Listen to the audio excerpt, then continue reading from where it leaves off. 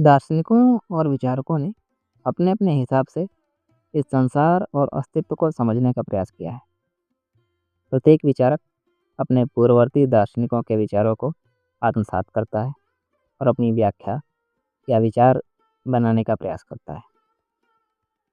सभ्यता और ज्ञान के इतिहास से हम यह तथ्य जानते हैं कि कोई भी ज्ञान और व्याख्या अंतिम नहीं हो सकती और उसमें भविष्य की पीढ़ियां आवश्यक सुधार करती रहती हैं। और जहाँ जरूरी होता है वहाँ पुरानी व्याख्याएं खारिज भी की जाती रही हैं। परंतु प्रत्येक मौलिक विचार इस मायने में महत्वपूर्ण होता है कि वह एक नया दृष्टिकोण प्रस्तुत करता है।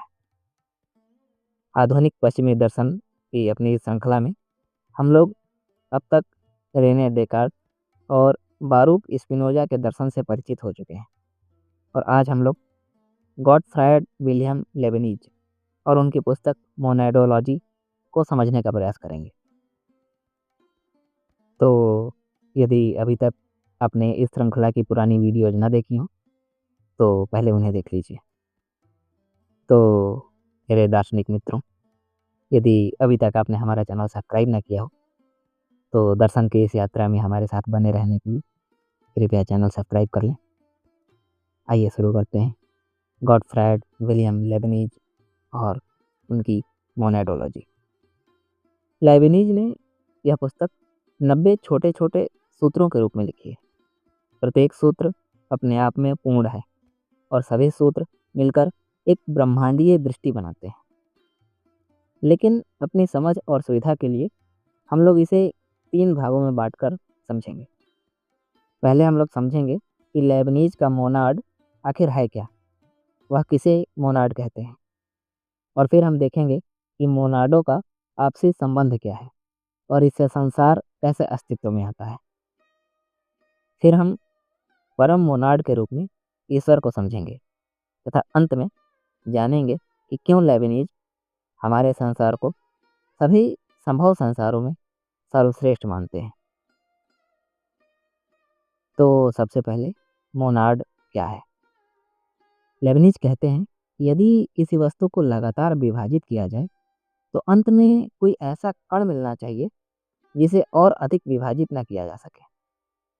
और वह आगे जोड़ते हैं कि जो भी कण भौतिक होगा अर्थात जिसमें आकार या विस्तार होगा उसका विभाजन संभव है।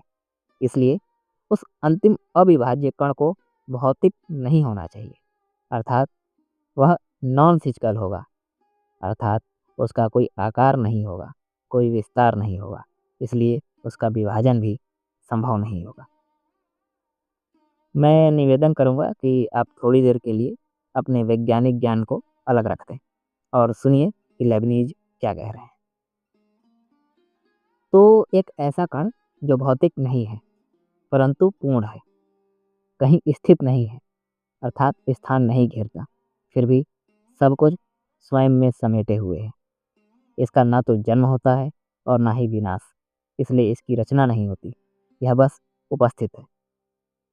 यही लेबनीज का मोनाड है, एक मूलभूत कण जिससे संपूर्ण संसार अस्तित्व में आया है।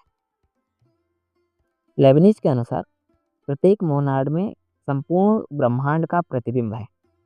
हर मोनाड एक अलग, स्वतंत्र और अविभाज्य सत्ता है, लेकिन कोई भी दो मोनाड समान नहीं है। तो इन मोनाडों से संसार का निर्माण कैसे होता है? अब आपको बहुत ध्यान से सुनना पड़ेगा क्योंकि मुझे भी यह आसानी से समझ में नहीं आया था और अभी भी मैं पूरी तरीके से आश्वस्त नहीं हूँ कि मैं समझ ही गया हूँ कि लेबनीज क्या कहना चाह रहे थे। तो यदि आपको मेरी व्याख्या में कुछ कमी लगे तो कमेंट बॉक्स में आप अपनी राय लिख सकते हैं। तो लेबनीज के अनुसार यह संसार असंख्य मोनाड से मिलकर बना है जो एक दूसरे से स्वतंत्र हैं और आपस में कोई संपर्क नहीं रखते, परंतु सभी मोनाड एक पूर्व निर्धारित लय के अनुसार गति करते हैं। और जब हम इन गतिशील मोनाडों को अलग अलग समूह या संगठन में देखते हैं तो यह हमें संसार में वस्तुओं और पदार्थों के रूप में दिखाई देते हैं। अर्थात हमें दिखाई देने वाली कोई भौतिक वस्तु या हम स्वयं भी असंख्य अविभाज्य मोनाडों की स्वतंत्र परंतु लयात्मक गति का परिणाम है। उदाहरण के लिए, जब समुद्र के असंख्य कण एक समान तरीके से गति करते हैं तो वह हमें लहर के रूप में दिखाई देती है, परंतु वास्तव में एक लहर असंख्य जल के कणों का एक साथ और एक ही लय में गतिमान होना है। अर्थात यह संसार इन असंख्य मोनाडों की एक लयात्मक गति है। प्रत्येक मोनाड अपनी ही लय से गति करता है और यह लय पूर्व निर्धारित है। लाइबनिज ने मोनाडों को 4 प्रमुख प्रकारों में बांटा है। पहला है बेयर या सिंपल मोनाड। इनमें अत्यंत धुंधली अनुभूति होती है तथा स्मृति तथा चेतना बिल्कुल नहीं होती है। ये मोनाड हमें निर्जीव पदार्थों जैसे पत्थर, मिट्टी आदि में दिखाई पड़ते हैं। दूसरे प्रकार का मोनाड है सेंसिटिव मोनाड या संवेदी मोनाड।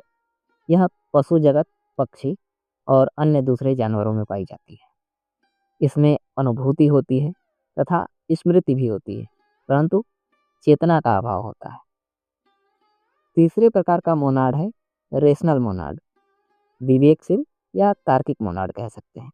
यह मनुष्यों में पाई जाती है, अर्थात इस प्रकार के मोनाड से मनुष्यों का निर्माण होता है और इसमें अनुभव, स्मृति तथा आत्म चेतना होती है, जिसका ऊपर के अन्य दोनों मोनाडों में अभाव था।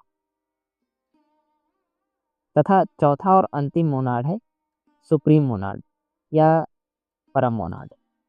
यह सर्वोच्च चेतना होती है और केवल ईश्वर में पाई जाती है। ध्यान दीजिए कि इन चारों मोनाडों में चेतना की स्पष्टता में अंतर होता है, जो पहले से चौथे की ओर क्रमशः बढ़ती जाती है।